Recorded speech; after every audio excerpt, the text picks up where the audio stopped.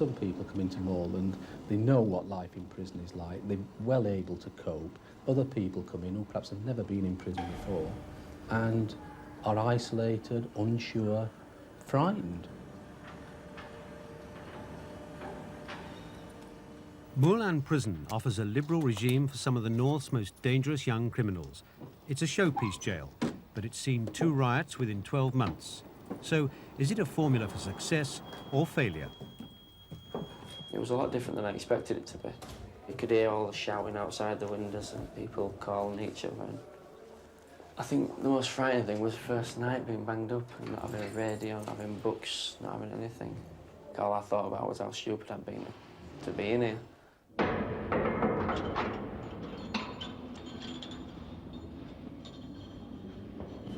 Is your sight good with both your eyes? Good. Hearing in both your ears? Yeah. Now, when was the last time you took any forms of drugs? We told nothing to nobody, so just tell us the truth. It's a week ago, about 5 days ago. About 5 days ago. What was it? Heroin. Heroin. Have you ever been here before? Yeah. On remand or doing a sentence? Done a sentence. I was doing 12 months, went to Hatfield and I did a run from Hatfield. So you're still on the run now? Well, not now, no. Well. Yeah. Yeah. Have you ever been depressed enough to try and harm yourself? Have you ever attempted suicide? You're feeling that way inclined now? No. Sure? Yeah. Take out your browns and anything else you're going to change. I've been in here 9.5 months. I've seen some go out, come back, go out and come back again. A lot of them, it's just a way of life to them. They don't know any better. But there are some decent lads who have just got into, you know, the same sort of difficulties as I went through. And now they're paying the price for it. It's just like a big never-ending circle, round and round, out, back into prison, out. I don't want to jump off that circle. It's just normal for where I live, everyone does it. But I want to try, but then in fact I am going to try. Because I don't want to be coming to prison for the rest of my life. It's the people out there who love you, who get hurt the most. After being away from my family for a couple of weeks, and you know how stupid I've been, they've kept in contact with me all the time and sent photographs of themselves. Always, you know, writing to me, visiting me. So I can't really complain on the family front. They've really been good. I ran into a shop with a knife and used agent sort of place and said, give me the money. I got in a bit of debt with bank and like an idiot, rather than going to my family, which I should have done, I went and took it on my own head sort of thing, like an idiot.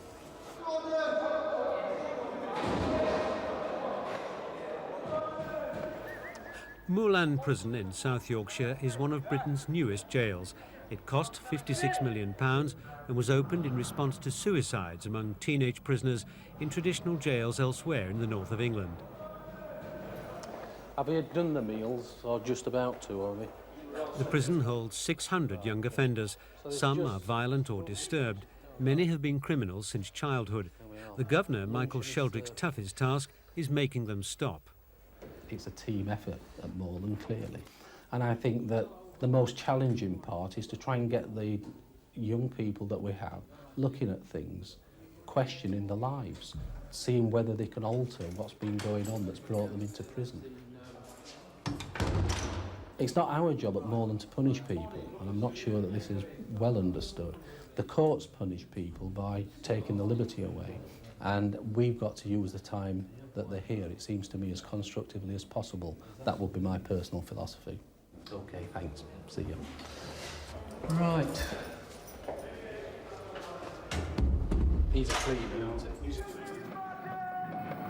Since last summer, there have been 2 disturbances.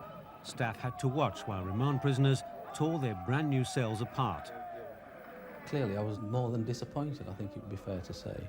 But at the end of the day, I work with what I've got. And if people choose to damage things, smash items in the cell, then they've got to live with the consequences of that.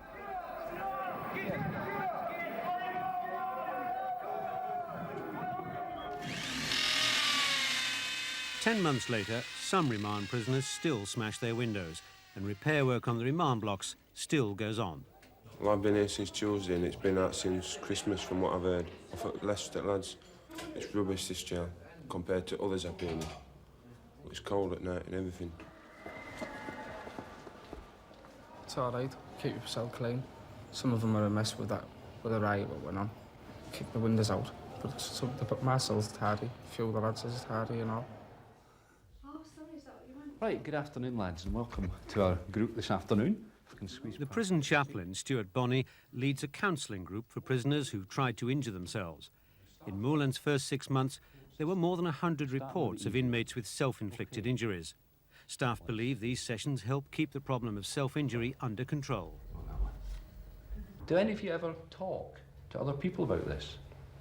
I mean, when you feel like you do, David, and you do something like cut your wrists, instead of doing that, do you ever think, oh, why don't I talk to somebody? Well, there's times that I hadn't talked when I were in army. I tried hanging myself, and I got the nose up on the bars, all perfect, and I tried putting it around my neck, but I couldn't, so I just thought about my girlfriend and my family, what they'd think. Right. Somebody else done anything like that? Yeah, I've done it. I tried even you a week. Right. And what were your feelings before you actually did? What did you try and do?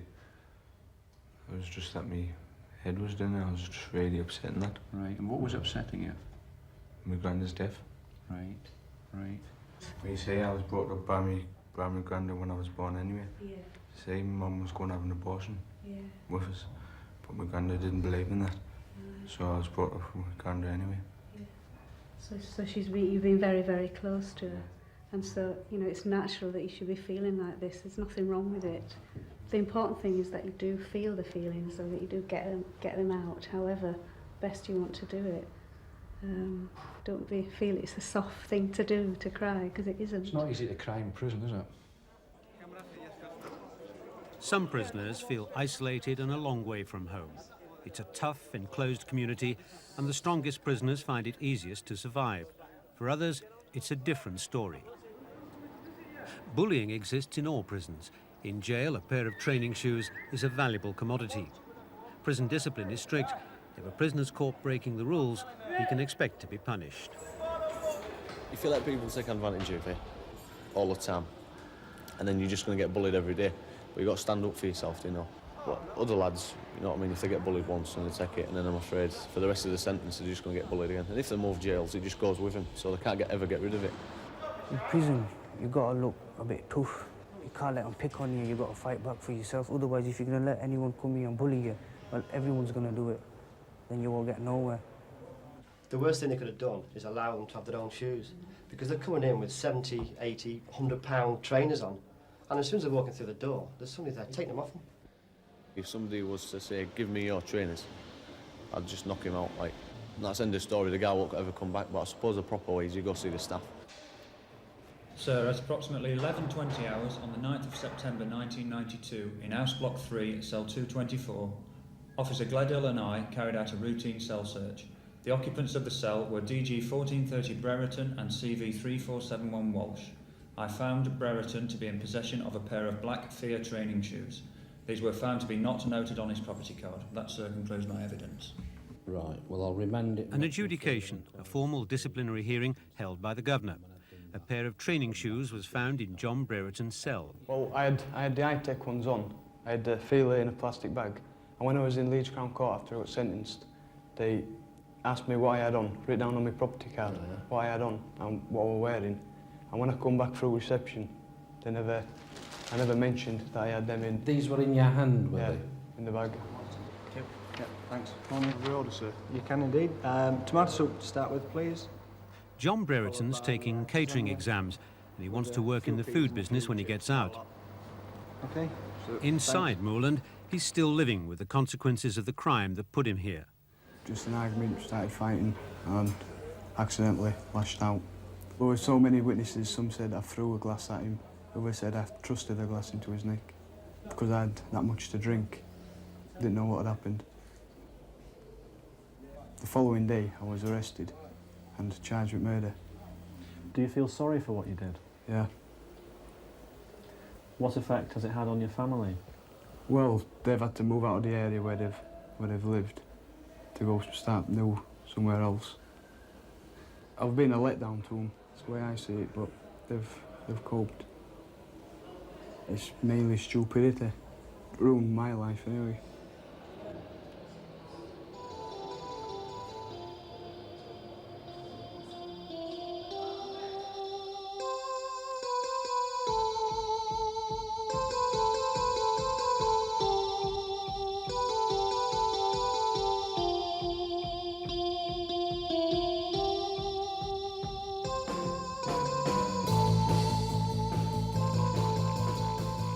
David Medland is serving 27 months for affray and grievous bodily harm after an incident outside a nightclub. Now he's in a prison band. We all met up and found that there were different inmates with special talents, so we decided to form a band. It relieves a lot of tension. It's a feeling you get when you're there. It's as if you're out of the way, you're in a different place. Listen to it, try and come in as soon as you can. What I'll do is I'll do this. First one's a 4-beat, so it's 1, 2, 3, 4, change, 1, 2, change, 1. Clear in it, nearly. I think it's brilliant. It's extra freedom. We're allowed to express ourselves in a different way. We can show people that we're not just criminals. We do have talents and that, you know what I mean? 3, 4, 1, 2. I think it's a good thing because if you learn to read music and it's something that you really want to do, then it's something to follow on once you get out. 3, 4. Always remember to go straight back to the first chord. People do say to me, well, why should prisoners get the facilities that you've got at Moorland when perhaps we haven't got those in the immediate local community? And it's a fair point. But locking them up in a cell for 23 hours a day cannot be right in my view. So using the opportunities that we have at Moorland to get them involved in constructive things seems to me to be a good thing.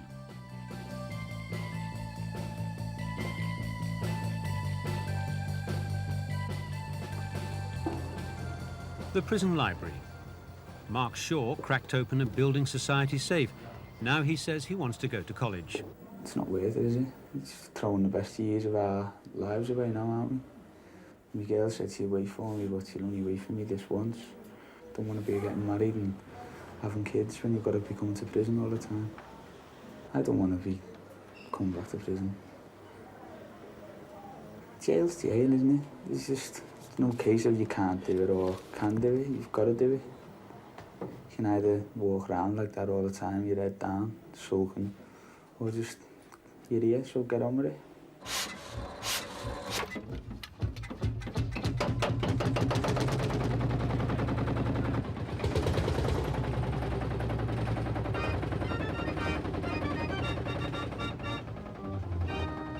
I'd like to welcome you all to Hatfield Woodhouse, Village Fair and Vintage Car. Jason Harwood is a burglar. He's been allowed out for the day. For Harwood and another prisoner, Parviz Khan, serving 4 years for kidnap, it's a reward for their work in jail. It's just like being outside, you know what I mean? So you've got your own bit of freedom. You're not like stuck in the prison all the time like most people are. So I've been in like 9 months. It's the first time I've been out. It's like so many things are rushing through my head. You know, it's nice to be out. It's right exciting, you know, you're too tempted to just walk away, but, you know, it makes a change. It's better than being behind bars. I'd rather be out here than in prison. You've read it now. You've really got to mean it. Get hold of it. Right, go on.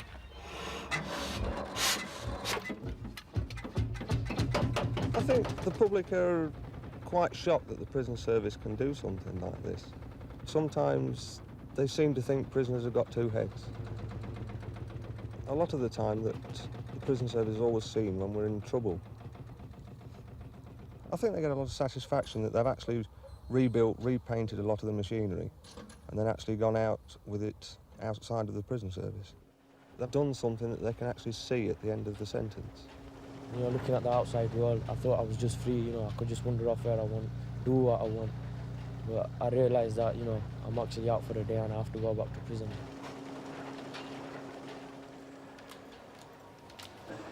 Inside prison, the inmates miss family and friends.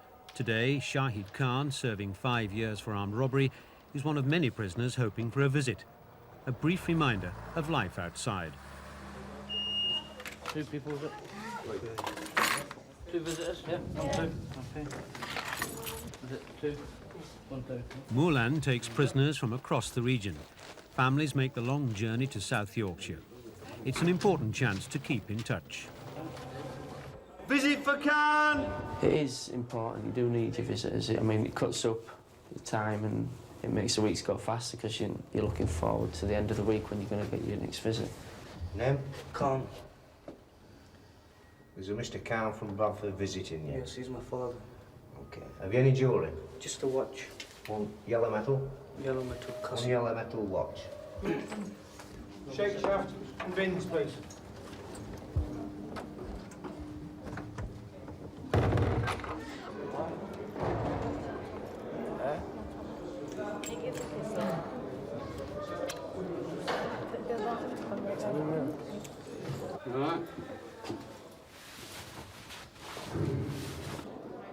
Visits and seeing family is a very important issue for all prisoners, and I think especially for young prisoners. From where I sit as governor, people seem to be making good use of the arrangements. The visiting room's always full, that's for sure, and I'm pleased that it is. Did you hear about that plane crash? Yeah. Pakistan. That's why I'm getting worried, you see.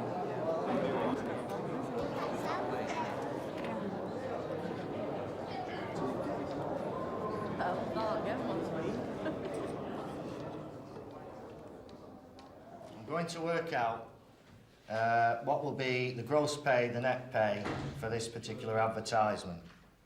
For a long-term prisoner, the daily routine helps time go by. In this instance, a business studies class. There are a handful of lifers in Moorland.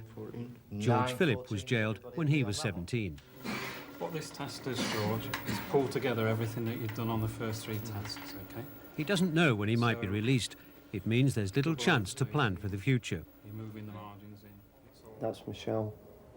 She's got 2 brothers and they're here on Avon. They asked me if I want to write to her sister, so I says yeah. So I started writing to each other. It makes me feel happy, you know what I mean, when I get letters off them and that. I hope my letters make them feel happy as well. Like it was my father's car, and this person that got killed, he just smashed the back of my father's car up. The back end of the car got smashed up badly. And I went down to see him. I just started this argument, and the argument just led on and on. The bodies of Philip Cosburn and his 84-year-old mother Eileen Dade were found in the house in 6th Avenue this morning. Police found the body of Philip Cosburn, who was 45, slumped inside the front door. It's thought he'd been badly beaten. His mother was found in an upstairs room. Well, that night, I didn't realise that I'd killed them, yeah. It was the next day when I had it on the television, on the news. Oh, I was in shock. I started crying and my brother, he was crying and everything, you know what I mean?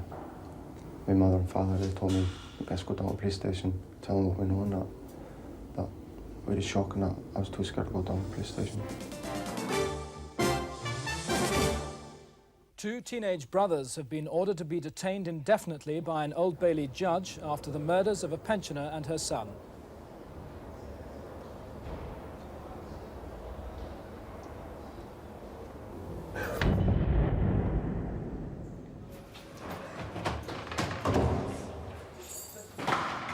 Frank Clarkson became a burglar to pay for a £60 a day heroin addiction.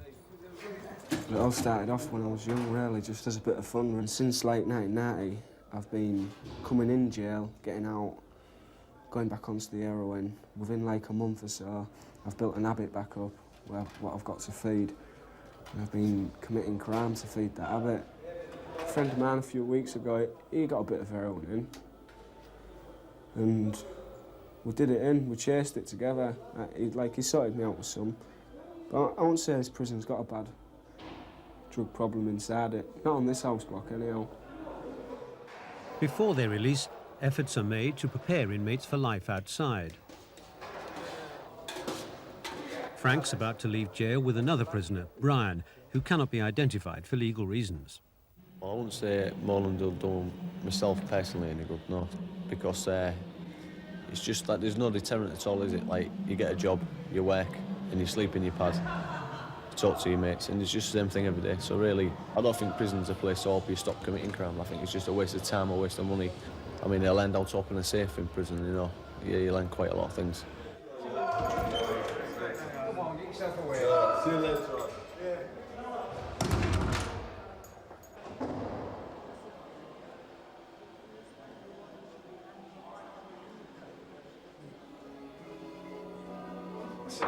Back home, on a temporary release course, Frank is taking part in discussion groups with other prisoners. He'll see Brian at the probation centre. Heroin's funny because you never know who could be next on the list. My youngest brother's 17, he's got a bit of a drug problem himself. One of my cousins, he had a methadone overdose last year, and he's dead now. My mate this year who got out of Moorland's off House Block 3, he's in the box now, never to be seen again. It's just going to keep on happening. So it's pretty important for me to get my head together when I do get out.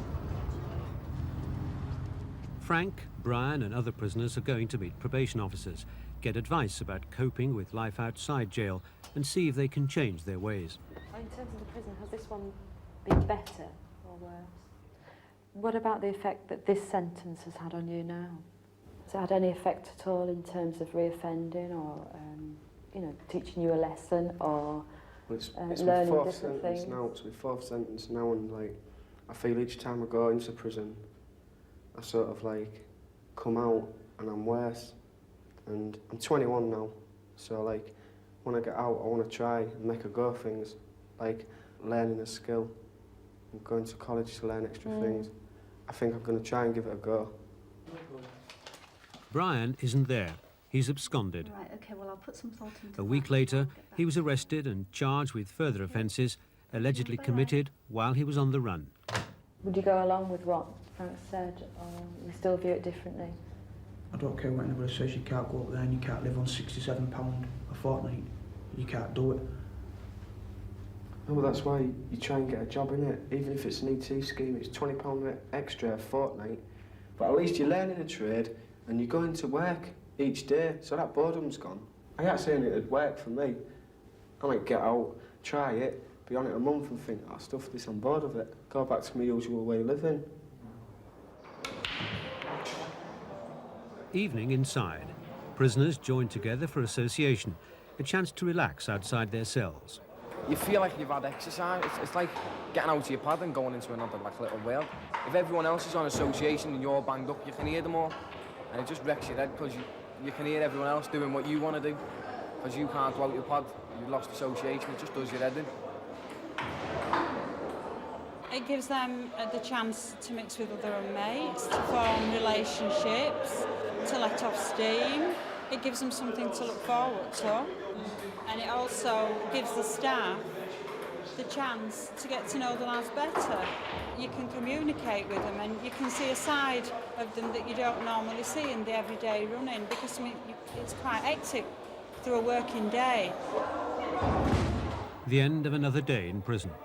Some adapt better to the regime here than others. Staff can't say how successful they'll be. Only the failures come back to Moorland. At 8 o'clock, it's time for bed. The prisoners will be locked in their cells until morning. It's Frank Clarkson's last night inside. Tomorrow he'll be out, but he's got to stay away from heroin. I'm confident, but I'd say it's like a 50-50% chance. Because tomorrow night there's going to be like a lot of temptation there for me to have some, because I know that the buzz I'm going to get off it tomorrow night is going to be like the first buzz I got when I first tried it.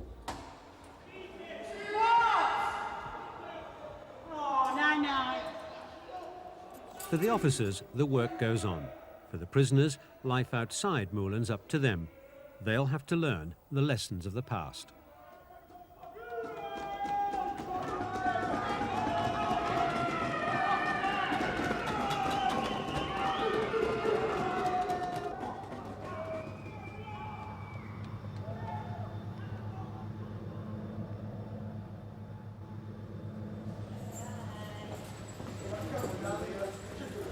in there, you're taking a grand total of £35.25 out with you. You've got a discharge grant of £33.35, £1 for your fares and £90 private cash. Frank Clarkson is about to make another new start. What's your full name and number? Frank Martin Clarkson. No problems, you've had all your property, signed for your property. All right, young man. Good luck, and away you go. All prisoners know there's a real risk of reoffending when they start a new life outside jail. Well, that's a chance you've got to take, isn't it? There could be a possibility that could happen, but well, I know for a fact that when I get back out there, I'll just keep my head down, get settled into a proper job. I know for a fact that when I go out, I'll just go back to work and try to get my life back into some order. This prison sentence has really calmed me down a lot. And like I say, with the education facilities, I thought, well, something that I couldn't do at school was taking certain exams. I've been able to take them with the education. I don't know, I feel like this prison sentence will give me a chance, really. Well, I hope in 20 years' time I'll be back outside, settled into a good job, married, things like that, settled down with a family. It would be nice to feel that we could alter people and that they would go from Moorland and not commit offences or stop having some of the problems that they have.